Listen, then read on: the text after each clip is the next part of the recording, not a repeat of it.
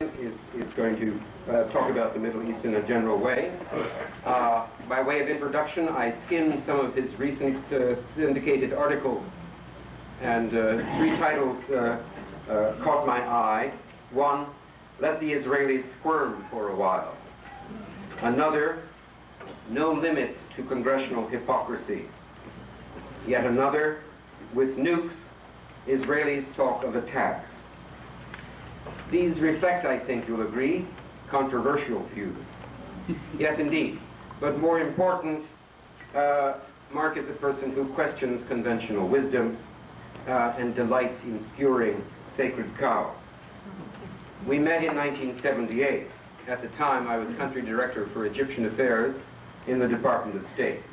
That was the beginning of a very happy and rewarding friendship. It was only a matter of months that I was able to put out of my mind his evaluation of me in an article he wrote at the time as a company man, because I defended and advocated, as a professional foreign service officer should do, the administration's, in retrospect, somewhat flawed policies in the Middle East. A journalist, a consultant, editor, and author, Mark is currently chairperson of the Jewish Committee on the Middle East, an independent association of American Jews and non-Jews, which is seeking to promote a thorough reconsideration of America's, quote, special relationship, quote, with Israel. It is my great pleasure to introduce Mark Bruzonsky. And right up front, that I'm very mad at most of you. I'm actually quite enraged and seething inside. I'm back from the Middle East 3 weeks now. It's very difficult to convey in words the emotions and the passions that are unleashing themselves in today's Middle East. This isn't a personal rage, of course. Few of us even know each other personally. It's rather a rage that has political and historic connotations, and it's a rage that is directed at our country's hypocritical and self-serving, self-righteous, and at many times imperialist policies. To be more specific, I'm mad at what the American establishment has come to represent regarding today's Middle East. And it's the Middle East, of course, that you've invited me here to speak with you about. In fact, the invitation I asked Charles a few minutes ago actually came before this crisis. But of course, the crisis has created a much more emotional and a climate in which I'm sure there's much more questioning on your own part about just what our policy should be. I'm also aware that many of you here tonight haven't had a personal opportunity to really think through the crucial issues of the Middle East for yourselves. Some of you are victims of our own government's deceptions and our own press's inadequacies and timidity. Others of you have serious doubts about what our country is doing, but don't know how to oppose these policies. Still others of you, of course, maybe most of you, may be fully supportive of what our country is doing, and you may be enraged before long, if not already, with me. But whatever the case with each of you as individuals, we are all at a collective moment, a collective historic turning point in terms of American relations with the Middle East. And at such turning points, history judges us as members of nations and members of ethnic groups, not simply as individuals. Now, I could have chosen to be polite and general this evening, but very frankly, if I had, I would not be reflecting the volcanic realities of today's Middle East. And furthermore, if I had made that choice, then it seems to me the evening would likely end up being only of marginal value to you and also to me. So obviously, I've chosen a different course. I've chosen to be brutally honest, which means in the context of the contemporary situation in the Middle East, also very harsh. I have made this choice partly because I am close enough to those in the Middle East to feel their pain and their rage, but also because, in this way, this evening will certainly be provocative. Better yet, I'm hopeful you will conclude in the future that this evening was very informative and possibly even productive. Now first, before I put some real meat on these skeleton bones of rage, I think you deserve to know a bit about myself. And maybe this will help you put in perspective what I'll be saying for the next 15 or 20 minutes. I grew up in the American Midwest, Duluth, Minnesota, a proud American Jewish liberal. In fact, an Orthodox Jew, complete with Zionist summer camp, quite a fancy bar mitzvah, memories of the Holocaust around the home, and dreams of Israel. More importantly, I grew up deeply believing in the professed American values of democracy, tolerance, fairness, and justice, and not only for the citizens of our own country, but indeed for everyone. Yes, I know, in short, all of the stereotypes and myths of a typical American upbringing in the post-World War II era. At 17, I went off to Lawrence University in Appleton, Wisconsin, getting a BA in economics and government. At 21, I got a large fellowship to go to NYU Law School. And by 26, I had my law degree plus a master's in international affairs from Princeton's Woodrow Wilson School. During these years, I also worked for the American Zionist Youth Foundation, writing articles about Zionism, and the American Jewish Congress as their international affairs specialist. But more important than the academic degrees, through a series of accidents, I ended up representing the international student movement for the United Nations at UN headquarters in New York. And in this context, I began to get to know the real world, traveling to 35 countries, including for the first time to both the Arab world and Israel during my graduate school years. After all this schooling, I ended up in Washington, where I've been for 15 years, and where I've done a variety of things, some of which Charles mentioned to you. Most importantly, I represented the World Jewish Congress, edited a number of magazines, edited a couple of books, one for Congressional Quarterly and one for the Smithsonian, and a film strip about the Middle East for National Geographic. And as he mentioned, in recent years, I've become a weekly columnist and founded an organization called the Jewish Committee on the Middle East, which I'll tell you about at the very end. But most importantly, during these 15 years that I've been in Washington, I've been back and forth to the Middle East approximately 100 times, visiting most of the countries, meeting many of the intellectuals and political leaders firsthand. Of course, I'm trying to, in a sense, give you a sense not only of my background, but trying to build up a little credibility for the things I'm about to start saying. I've even played a little historic role twice. In October of '77, I had an opportunity to meet with Anwar Sadat and arranged for him to send the first public telegram that was ever sent from the Arab world to Israel. And then during the 1982 war, I drafted a statement which became known as the Paris Declaration, which was signed by 3 of the world's most eminent Jewish statesmen and called for a Palestinian state and negotiations with the PLO. All right, enough for the credibility building, telling you about myself. Let me tell you, as I promised I would, getting to the heart of the matter, why I'm so mad and why people like myself are so enraged at what's taking place today and what's been taking place for some years. In a forum like this one, I can only do this by way of general conclusions and principles. I can't compress nearly 2 decades of experience with the Middle East into a few minutes in any other way. The reason I'm so mad is that our government, our representative government, continues year after year to pursue hypocritical, duplicitous, and sometimes downright immoral and indecent policies throughout the Middle East. In short, our monies, our energies, our influence seem all designed to keep the peoples of the Middle East in the chains created by European imperialism earlier in this century.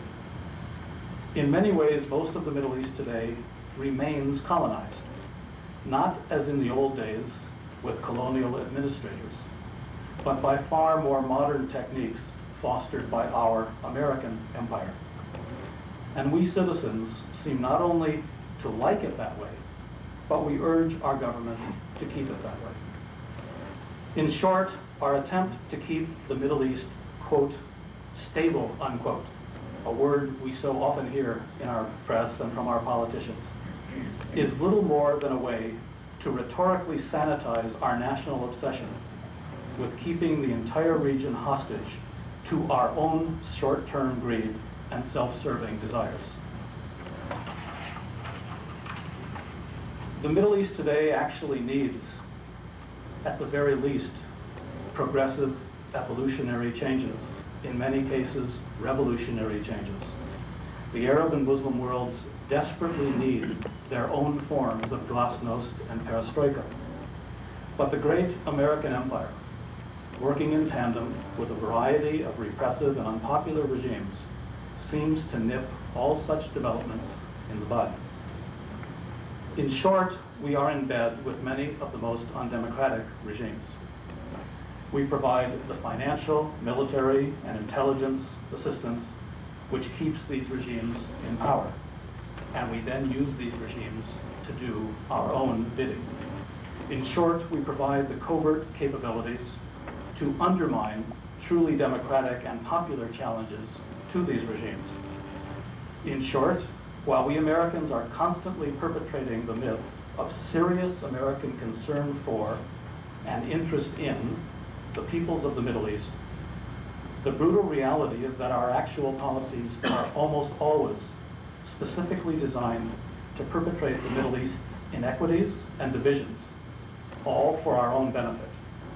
And most of all, in short again, we provide the increasingly repressive, yes, the nearly fascist government in contemporary Israel, with the means and support to continue to massacre and beat into submission the courageous Palestinian people who I've come to know in the past 2 decades.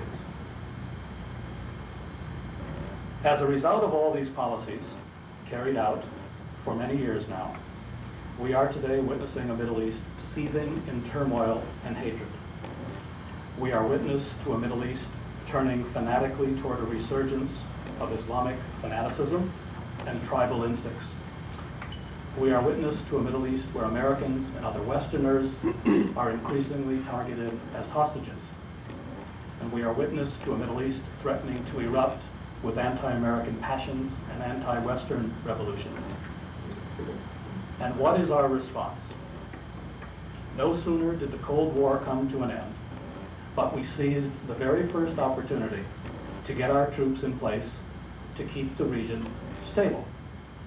First, we said we were going to send some tens of thousands of troops to protect Saudi Arabia from an invasion that not only never came, but was largely illusory from the beginning. Now it turns out that we have actually sent hundreds of thousands of troops whose stated mission somehow has become to restore a feudal monarchy in Kuwait, but whose actual mission is to control and dominate the entire region by money, force, and intimidation. Worse yet, but sadly true to our national character these days, every time someone mentions a possible political deal that takes everyone's interests, including Iraq's, into consideration, our bellicose president screams about Hitler and shouts that no compromise of any kind is possible. And worst of all, we now have a presidency that is actually subverting our very Constitution by clearly preparing for a major war, yet refusing to bring the matter before the Congress as the Constitution demands.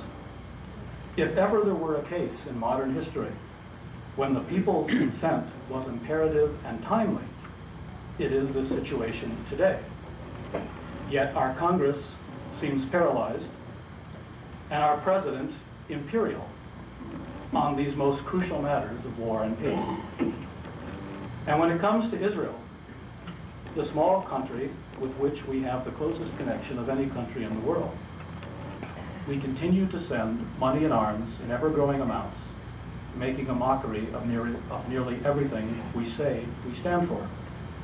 We say we stand for human rights, but our actions, rather than our words, show that we don't give a damn about the rights of the Palestinians, even at a time when torture, pogroms, and periodic massacres are common Israeli practices. We enlist the support of the Security Council on matters that concern us, such as the Gulf situation, yet we much more than tolerate our best allies' defiance of the United Nations. We cover Israel's back and we supply more guns and more money.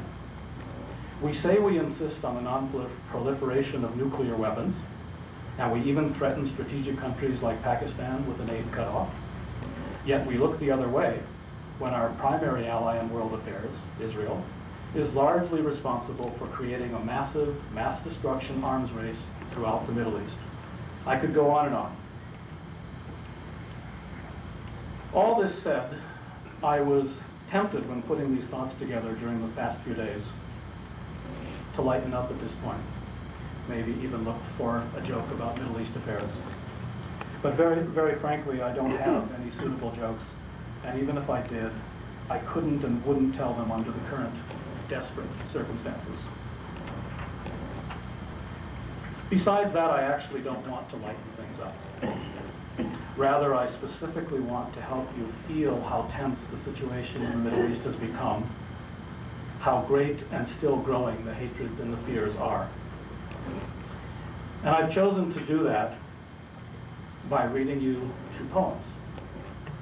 Up until a year ago, I had never read a poem while giving a talk. But frankly, with the situation deteriorating in the way that it has, these poems have more power than more words.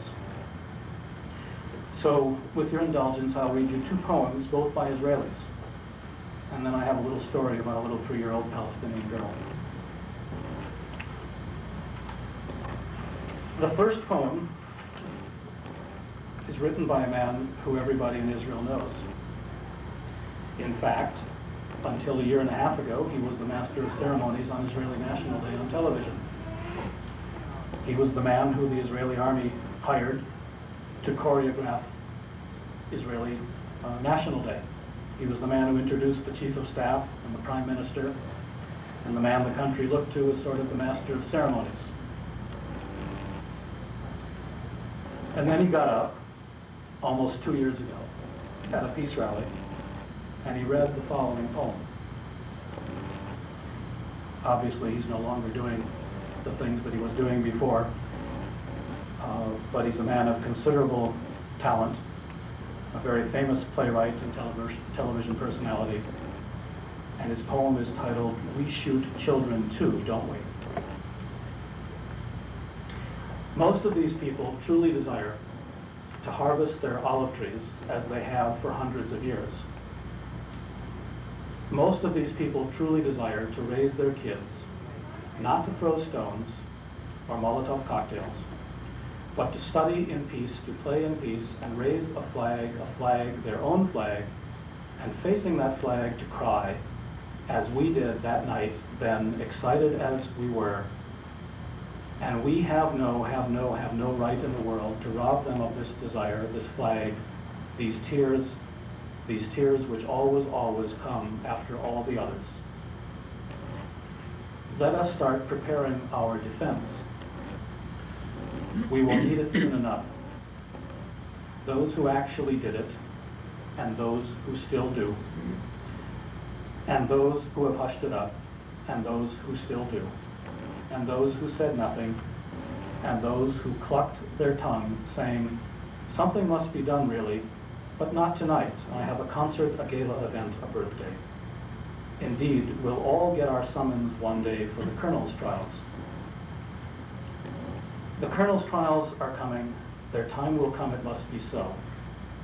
The trials of the generals, the colonels, and the division, the battalion, and the platoon commanders. There is no escaping it. This is how history works. What shall we say then?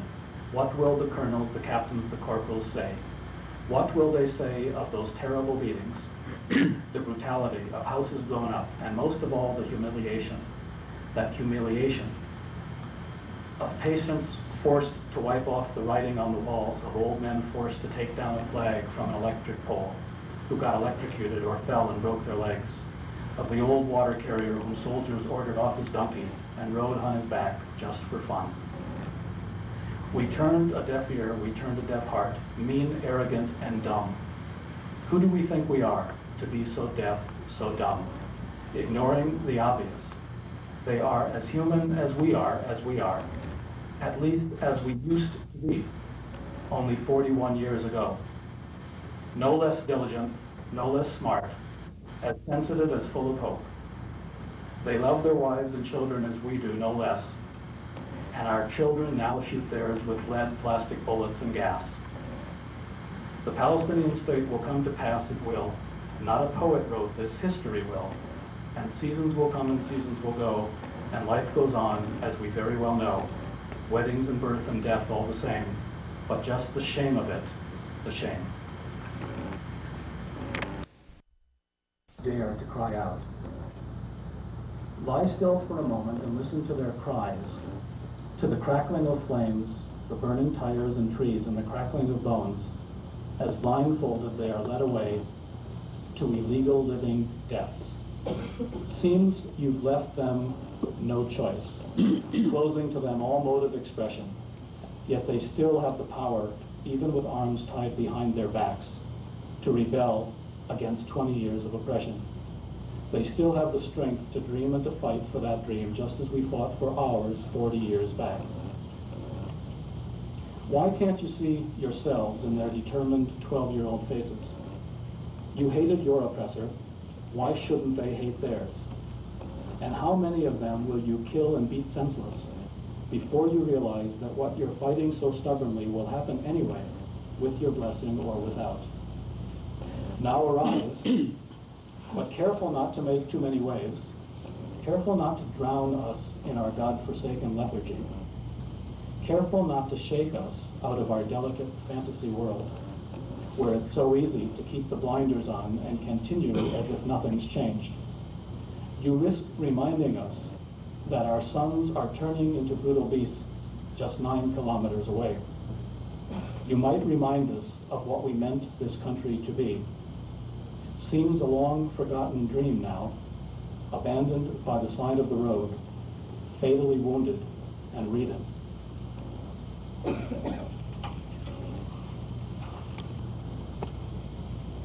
couple of years ago, 2.5 years ago, a number of us got together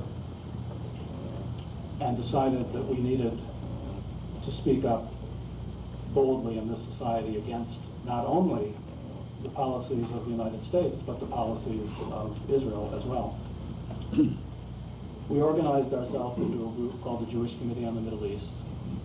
You all have on your seats as you sat down our latest leaflet, which tells you who's on the advisory committee and something about the organization.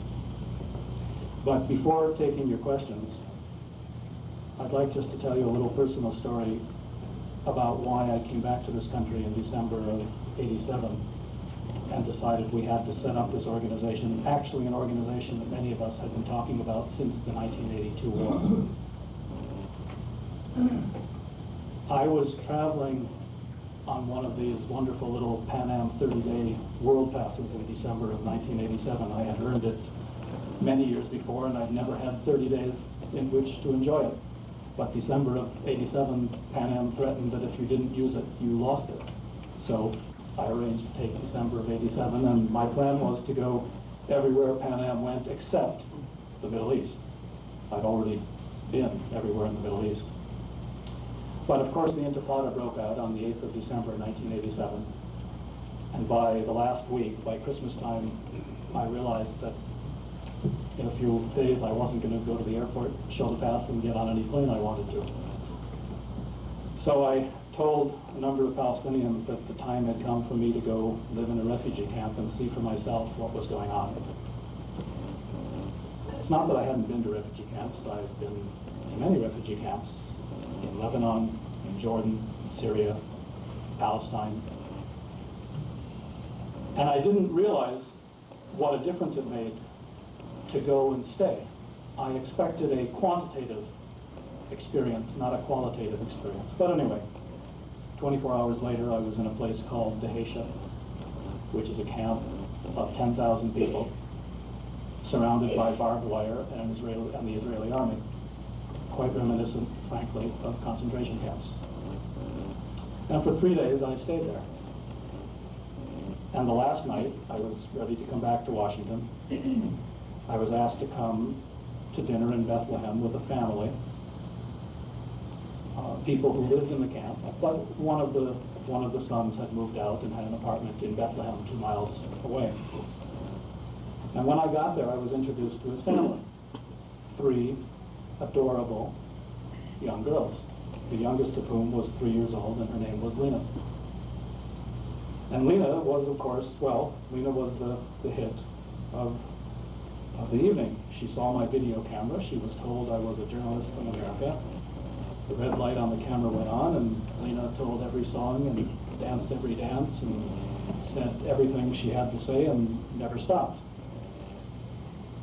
But 45 minutes into this evening, Lena's father asked her to come over, and he explained to Lena that Mark was an American Jew and that he was a friend of the family. And I watched what happened to the little girl. She sort of stopped in her tracks. She hadn't been quiet for more than 2 seconds since I met her almost an hour before. She literally stopped in her tracks, and she stared at me, and she stared at her father. And she said, of course this was being translated for me, she said, "No, you're kidding. Mark's a friend, he's not a Jew." And her father said, "No, Lena, you need to understand that not all Jews are bad, and Mark is a friend, and there are other Jews who are friends." And it's as if she tried in her 3-year-old brain to find some associations. She was, again, stopped in her tracks, and she thought she was looking for some way to understand this. The idea that there could be a good Jew, the idea that there could be a friend, the idea that he could come for dinner and I like him. She couldn't.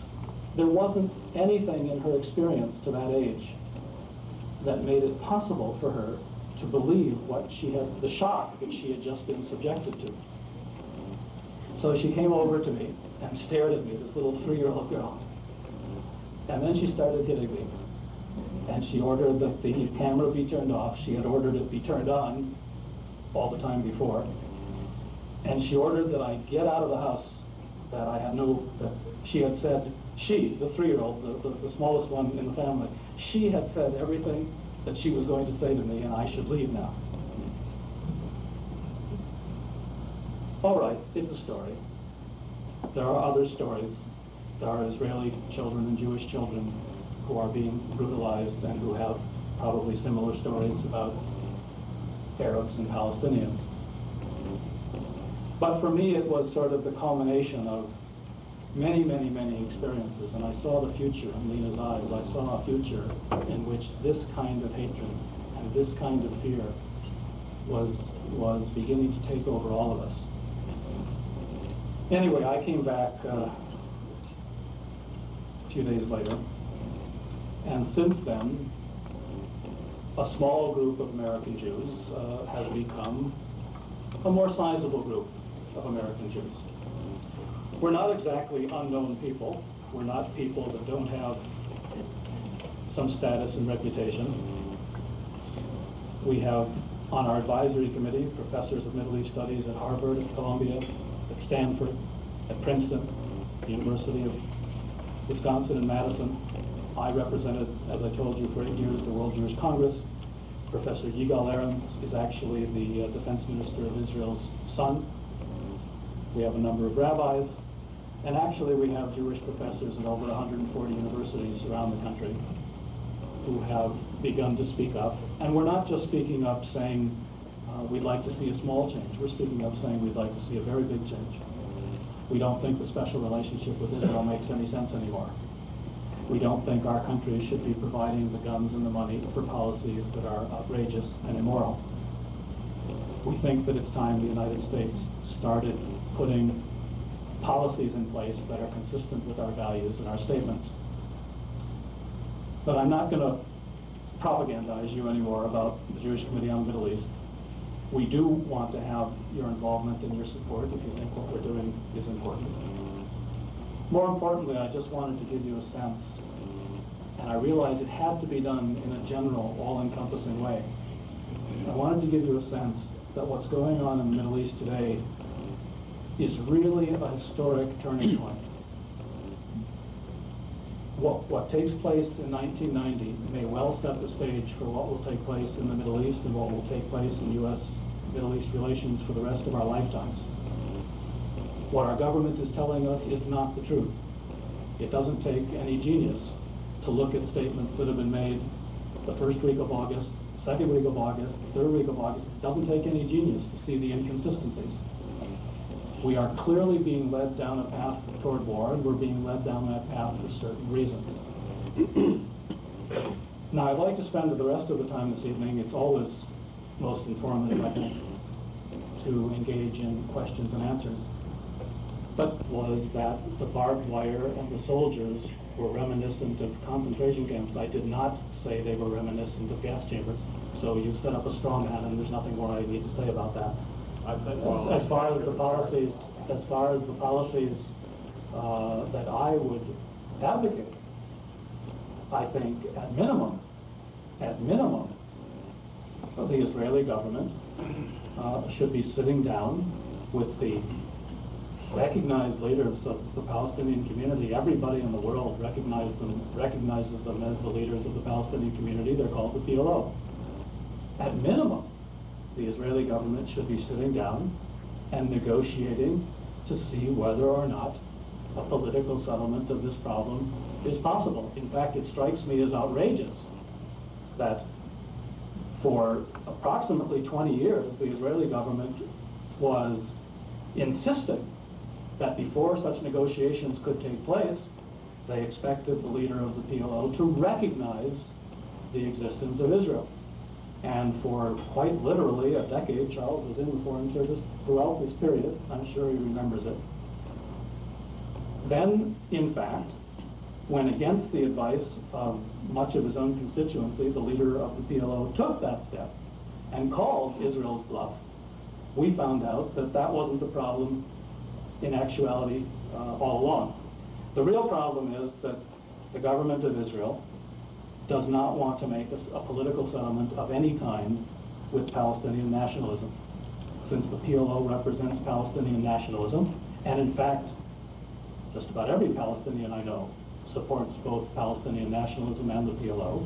The Israeli government doesn't want to involve itself in negotiations because any compromise that would be reached would have to recognize Palestinian nationalism. The problem all along was not that the Israeli government needed the Palestinians to recognize them, it was that the Palestinians needed the Israelis to recognize them. All right, let's have another question. Iraq, a meeting in the desert in 1922 where a British colonial administrator drew a few lines, and the minutes of that meeting and the minutes of those policies at that time make it very clear that the British were completely aware that they were weakening Iraq by not drawing the lines in such a way that Iraq would have good access to the Gulf. So a political deal is possible if we want it, but I'm afraid we don't want it. I think the statements and actions of our President and Secretary of Defense, in fact, what is the reaction? As I drove up here this afternoon, the reaction to the peace feelers is our Defense Secretary says we need to send 100,000 more troops to the Gulf. The United States, in my judgment, is planning to stay in the Middle East. We've wanted to put troops in for a long time. The Cold War was the primary barrier to that because the Russians simply had told us they weren't going to stand for that. The Cold War is gone. The Russian Empire is coming apart. We've sent troops there under the ruse that we were going to defend against an invasion of Saudi Arabia. And now we're trying desperately to find excuses and reasons why we can keep them there even if a political settlement is possible. To be even more specific, I would make the political deal. I would indicate that we are prepared to withdraw all American forces from the region, and that in fact we think it's a good idea that the other major problems of the region be addressed as well. We don't